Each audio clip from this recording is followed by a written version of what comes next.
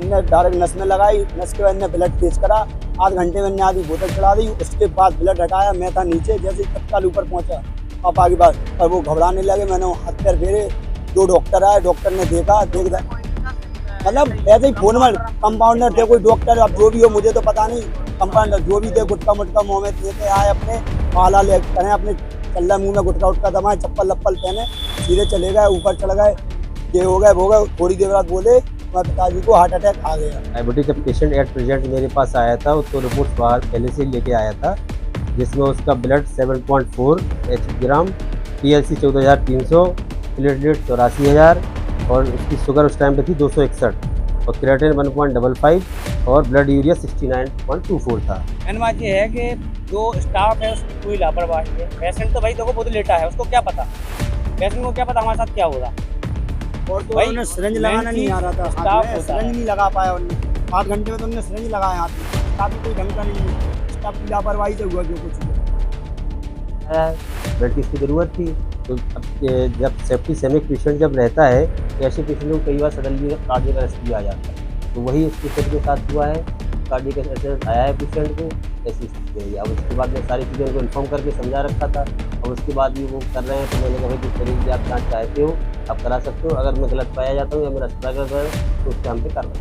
पिताजी एडमिट थे, मेरे से बुलाया गया था, मुझे 15,000 रुपये कह के सुबह इनने जाँचें चेक करी, इनने मेरे से मांगे 40,000 रुपये और कंटिन्यू दवाई के मैंने 8,000 रुपये पेमेंट दिया, और दवाई का कोई बिल नहीं है मेरे पास। और 2 बजे इनने 2-2:30 बजे ब्लड मांगा मेरे से, ब्लड ला के दिया मैंने, इन्हें ब्लड चढ़ाया। ब्लड चढ़ाने के बाद 1 घंटे बाद ये बोले, आधा चढ़ गए, 1 घंटे के बाद ये बोले उससे क्या कहते कि ब्लड खराब है। मैं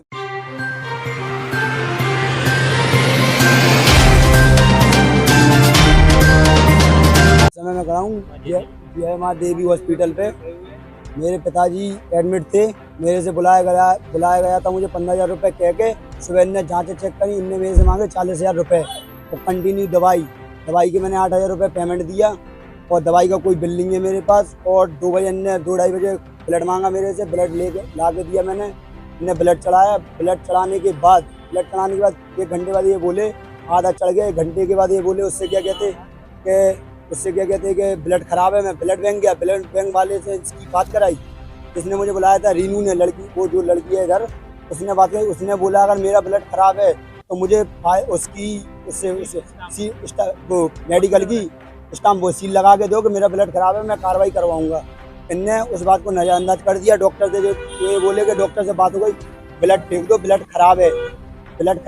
खराब होने के बावजूद फिर इनने एक सिरिंज मंगाई मेरे से 550 रुपये की, मैंने बोला के दी तत्काल में, वो उससे क्या कहते हैं इनने डायरेक्ट नस में लगाई, नस के बाद इनने ब्लड तेज करा, आध घंटे में इनने आधी बोतल चढ़ा दी। उसके बाद ब्लड हटाया, मैं था नीचे, जैसे ही तत्काल ऊपर पहुंचा पापा की बात, और वो घबराने लगे। मैंने हाथ पैर फेरे, 2 डॉक्टर आए, डॉक्टर ने देखा, मतलब ऐसे ही फोन में कंपाउंडर थे, कोई डॉक्टर, अब जो भी हो मुझे तो पता नहीं, कंपाउंडर जो भी थे गुटका मुटका मुँह में लेते आए, अपने पाला ले करें, अपने चल मुँह में गुटका उटका दबाए, चप्पल लप्पल पहने सीधे चले गए, ऊपर चढ़ गए, ये हो गए। थोड़ी देर बाद बोले मैं पिताजी को हार्ट अटैक आ गया, और चढ़ के बस कह रहा है जाओ छुट्टी करा। उनकी केवल छड़ निकलनी थी, पैर की छड़ निकलनी थी केवल, पैर में छड़ डली थी, छड़ निकलनी थी केवल, और कुछ नहीं था उन्हें। और फायदा भी उन्हें शुगर थी, इन्हें पता होने के बावजूद ही कि शुगर 400 है, और इनने फिर भी खून की बोतल चढ़ाई, और वो भी 1.5-2 घंटे में तोड़ लगा के। हम झांसी में और छतेगला के रहने वाले प्रतापपुरा भर्ती हुए थे हम कल। भर्ती 24 घंटे मान लो समथिंग।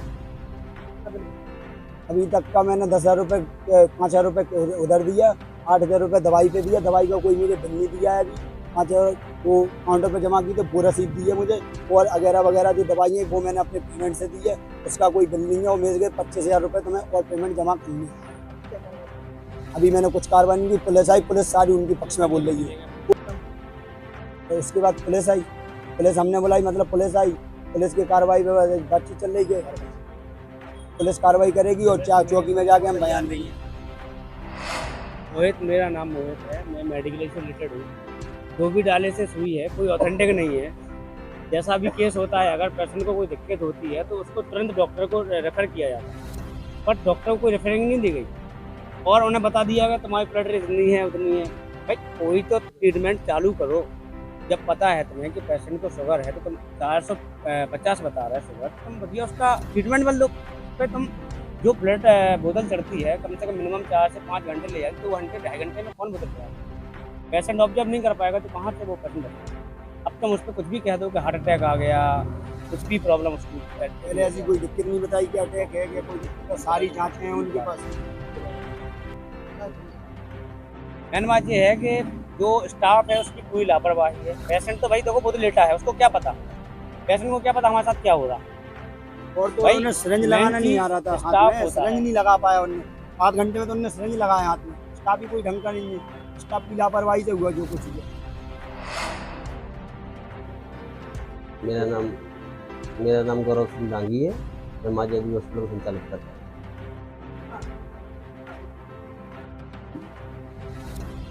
बिल्कुल, मेरे यहाँ कल एक्चुअली एक पेशेंट आया था रतन सिंह करके, जो कि डायबिटिक का पेशेंट था और पैर में उसको एक्सेस हो रखी थी, छड़ पड़ी थी। और डायबिटिक जब पेशेंट एट प्रेजेंट मेरे पास आया था तो रिपोर्ट्स बाहर पहले से ही लेके आया था, जिसमें उसका ब्लड 7.4 ग्राम, TLC 14,300, प्लेटलेट 84,000 और उसकी शुगर उस टाइम पे थी 261 और क्रिएटिनिन 1.55 और ब्लड यूरिया 69.24 था। जैसे कि पेशेंट जब डायबिटिक रहता है तो पेशेंट को और पेशेंट के पैर में छड़ पड़ी थी जिसमें कि पस बन गई थी। ठीक है, सेप्टिसेमिक पेशेंट था। अब सारी चीज़ें कल रात में आया, सुबह उसको जैसे ब्लड लगाया है, ब्लड की इसको ज़रूरत थी।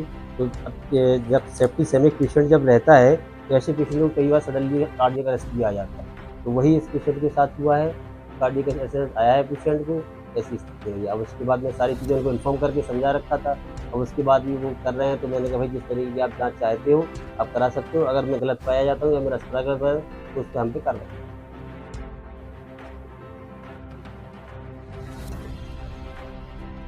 जी हाँ, नहीं उस टाइम पे भी पूर्णतः स्वस्थ नहीं था। पेशेंट की काफ़ी हाइपर था और पेशेंट को पस थी पैर में, जिससे कि पैर में बहुत ज़्यादा स्वेलिंग है। और जैसा कि आप देख भी सकते हैं मरीज को जाके, उसका काफ़ी सेप्सिस था, ब्लड थी। तो आज सुबह उसकी शुगर जो है फुल से बिल्कुल नहीं, मैंने 4 टाइम चेक किया है। तो जब अपन सुबह चेक करते, जब पेशेंट आता है उसी हिसाब से अपन इंसुलिन आर का डोज चेक क्लियर करते हैं। जैसे अपन ने दिन में किया, सुबह किया 261 था, उसके बाद भी इंसुलिन दिया। फिर उसके बाद जब कंट्रोल नहीं हुई, सुबह इन्होंने समोसे नाश्ता वगैरह कर लिया था तो मुझे लगा होता था उसकी वजह से इंक्रीज हुई। तो जब मैंने फिर शाम को दोपहर में दोबारा कराई तो उस टाइम पे 400 समथिंग थी, फिर मैंने इंसुलिन दिया है और उसके बाद 6 बजे सडनली पेशेंट की कंडीशन सीरियस हो गई। और ऐसा नहीं है कि मैंने यहाँ अटेंडरों को बाहर निकाल रखा हूँ, मैंने सारा जो चल रहा था सब अटेंडर के सामने चल। मीडिया के माध्यम से मैं ये कहना चाहता हूँ, अगर इस तरीके से अटेंडर डॉक्टरों से बिहेव करेंगे तो कोई भी डॉक्टर किसी मरीज का इलाज करना नहीं चाहेगा। हम लोग किसी मरीज की पर्सनली हमारा किसी से कोई इसमें इशू या दुश्मनी नहीं है। हम यहाँ पेशेंट को बचाने के लिए ही बैठे हैं, लेकिन पेशेंटों ने एक मेंटलिटी बना ली है कि जब तक पेशेंट का इलाज चल रहा है, डॉक्टर अच्छे से कर रहा है और बचाए पेशेंट, तब तक डॉक्टर भगवान है। तो जैसे ही पेशेंट को कुछ हो गया तो डॉक्टर हैवान है। इससे ज़्यादा मैं कुछ नहीं कहूँगा।